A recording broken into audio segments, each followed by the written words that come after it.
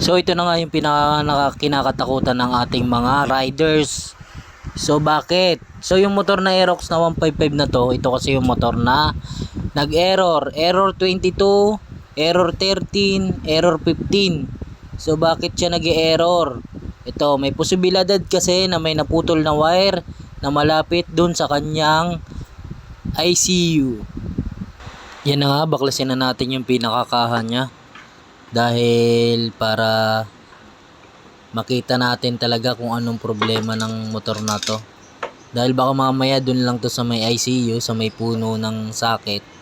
So minsan kasi pagka rumurupok yung wire, dun nagsisimula yung pinaka loss niya. Minsan nag-oomido kasi yung pinaka wire niya. So ito yung pinaka carburetor niya.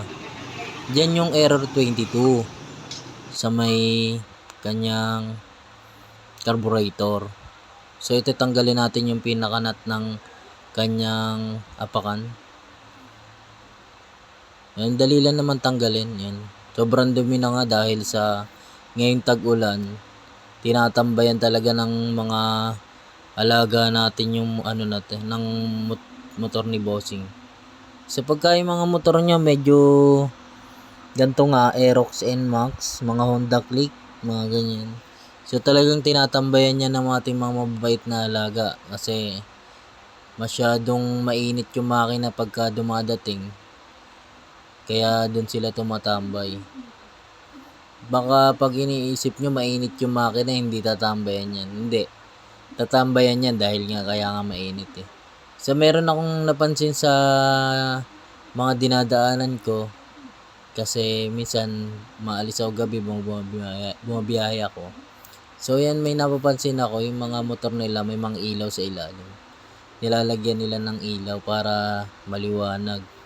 So ito nga yung naging problema niyan sa may puno ng ICU.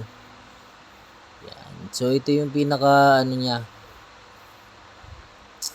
pinaka problema niya talaga.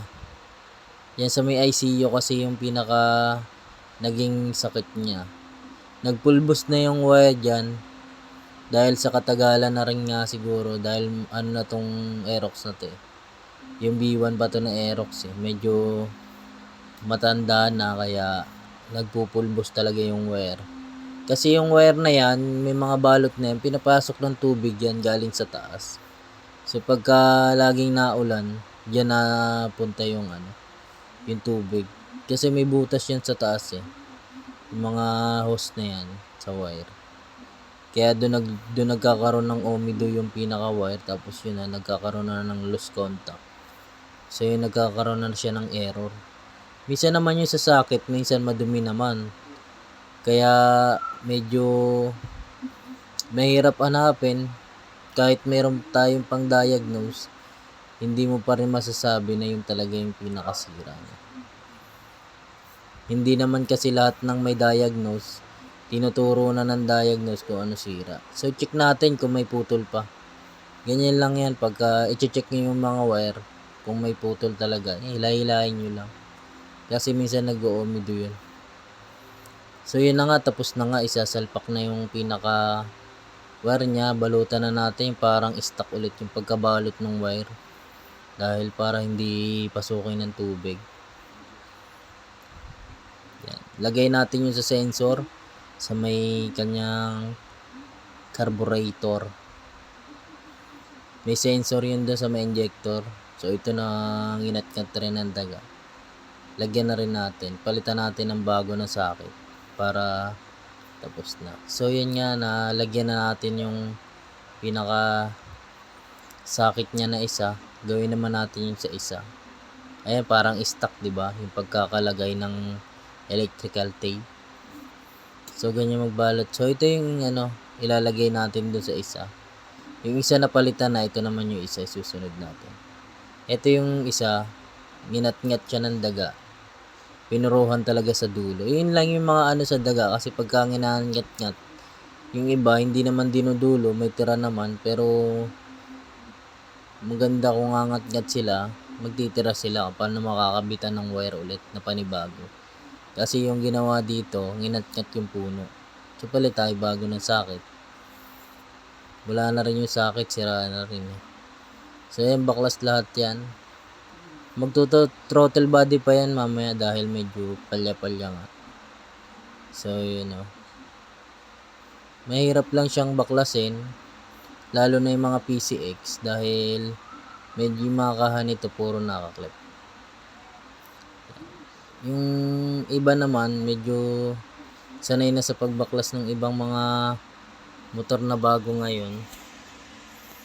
Pagka PCX kasi, sa Aerox naman bibihira yung nababasagan. PCX kasi marami babasa. Check natin kung nag-error pa. Ayan, wala nang error. So ganyan lang kabilis, kayang-kaya nyo naman gawin yan kahit kayo lang. Panoorin nyo lang tong video, huwag nyo kakalimutan mag-follow, subscribe sa YouTube channel namin. Huwag nyo na rin kakalimutan mag-like.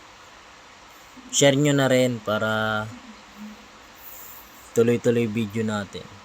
Ito throttle body nga natin dahil medyo pumapalya. Baka mamaya marumi na siya. So yun lang naman yung mga cause na nagiging sakit na mga ating mga FI na bago ngayon. Madali lang naman siyang gawin.